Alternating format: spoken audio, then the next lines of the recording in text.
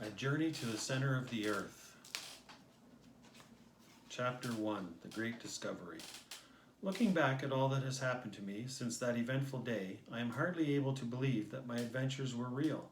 They were so wonderful that, even now, I am amazed when I think about them. I was living with my uncle, a German, who was a professor of philosophy, chemistry, geology, mineralogy, and many other ologies.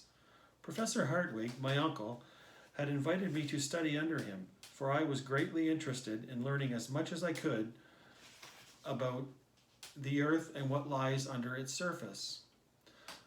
Although my uncle was a most learned man and could speak with the greats of the scientific world in almost any language and could classify 600 different geological specimens by their weight, hardness, sound, taste, and smell, he did not at all look the part.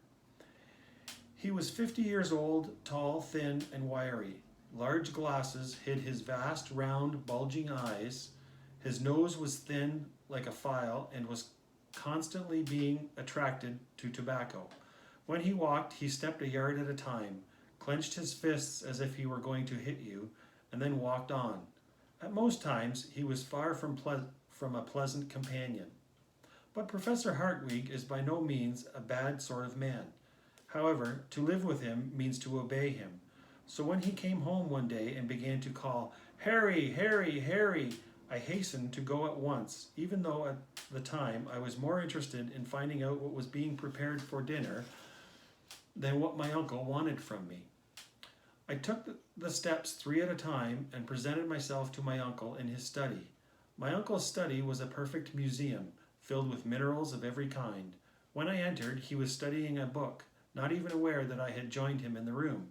"Wonderful," he said to himself as he studied the book. "Wonderful." The book was an old one, yellow with age, just the kind of book my uncle enjoyed the most. "Did you want something from me, uncle?" I asked. "It is the Heimskringla of Snorre Tarlson," he said, "the famous Icelandic author of the 12th century. It is a true account of the Norwegian princes who ruled Iceland." "What language is it in?" I asked, hoping that it would be a German translation that I could read. But my uncle would have nothing of translations. Only originals would do. "It's in a runic manuscript," he said, "the language of the original population of Iceland." He was angry at my ignorance. My uncle had picked up the book to show me the strange letters of this language, when a scrap of paper fell from between 2 of the yellowed pages. My uncle seized the paper like a hungry man snatching at a morsel of bread. It was an ancient parchment, about 3 inches by 5 inches, with strange-looking characters written all over it. "It's a runic," my uncle declared, his voice and fingers trembling. I looked at it closely. Little did I know then that this small parchment would lead us on one of the most wondrous adventures ever known to man. But while my uncle could read runic, he could not decipher the meaning of the letters on the parchment. Just then the cook called up to us that dinner was ready. "I cannot be bothered with dinner," my uncle yelled. But I was hungry and went to dinner. I was just finishing the last of my dessert and wine when I heard my uncle roaring for me to come at once. I made a leap for the stairs to his study, so loud and fierce was his call. My uncle was sitting, staring at the small piece of parchment. "I declare to you that it is runic," he yelled. "It contains some wonderful secret that I must get at any cost." I looked at the letters on the parchment. They made no sense to my eye. "Sit down," my uncle cried fiercely, "and write what I tell you to write." I obeyed at once.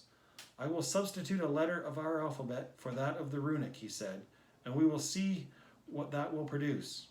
He dictated the letters of these 21 words, none of which made any sense to me. Scarcely giving me time to finish taking them down, he snatched the paper from my hand and examined it with deep concentration. "I should like to know what it means," he said, as much to himself as to me. But I certainly could not tell him. "It reminds me of a cryptograph, a puzzle," he said. "I may be on the verge of a great discovery." My opinion was that it was all rubbish, but I kept that opinion to myself, as my uncle's anger was not easy to bear. "The parchment and the book are written in different hands," he said. "The book is about 200 years older than the parchment. so the parchment must have been written by some person who owned the book later than the original owner. So the next question is, who owned this book? On the inside of the cover, my uncle found what at first looked like an ink stain, but on closer inspection, it proved to be a line of writing almost rubbed away by time. My uncle studied the letters. Arne Sakensson, my uncle cried in triumph. He owned this book. He was a brilliant Icelandic professor and chemist of the 16th century. It was he who wrote the mysterious words on the parchment, perhaps some astounding discovery of his. My uncle walked around the room in a state of excitement. Until I discover the meaning of these words, he vowed, I will neither eat nor sleep. My dear uncle, I began. Nor will you either, he cried. I was glad that I had just eaten an unusually large meal. My uncle and I tried various languages and variations of languages on the letters of the parchment. We worked for hours, but the parchment yielded no clue. My uncle felt certain that Sakensson had written his message in Latin, as most educated men of his time wrote, but the order of the letters provided no known Latin words. Then my uncle began reading the puzzling cryptograph all sorts of ways, according to some theory of his own, and he had me write down the words. It still made no sense to me. My uncle became enraged. He struck the table with his fist, then left the room and the house, slamming the doors behind him as he went. I sat down for a while, relaxing and smoking. Then my mind returned to the parchment, and I picked it up and began studying it again.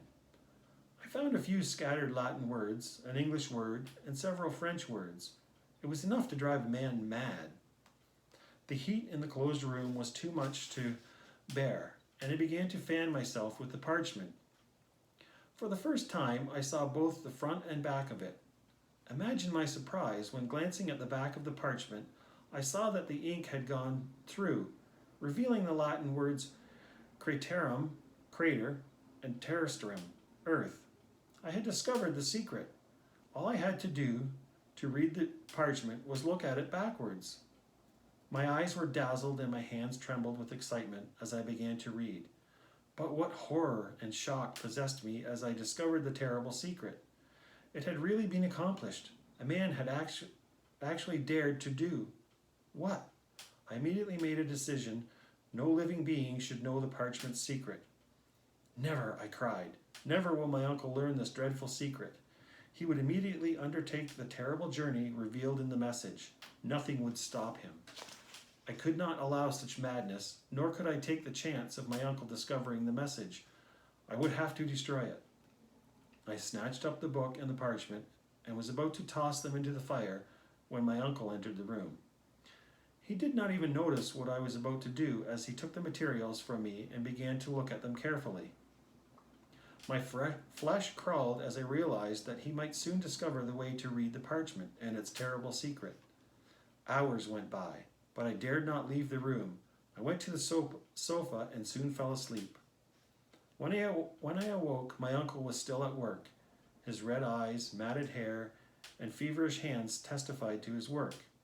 I loved him and truly felt sorry for his suffering, but I could not reveal the terrible secret.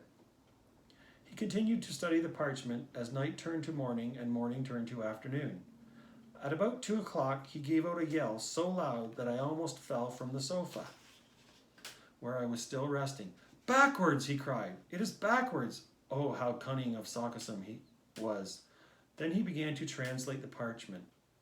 Descend into the crater of Jökull of Sneffels, which the shade of Scaterus caresses before the cadence of July. Audacious traveler, and you will reach the center of the earth. I did it. Arne Sakensson. My uncle leaped 3 feet off the ground, then ran about the room wildly, knocking over tables and chairs and tossing his book up in the air. We start at once, he cried, and you will share my glory. Start for where? I asked, afraid of the answer. To the center of the earth.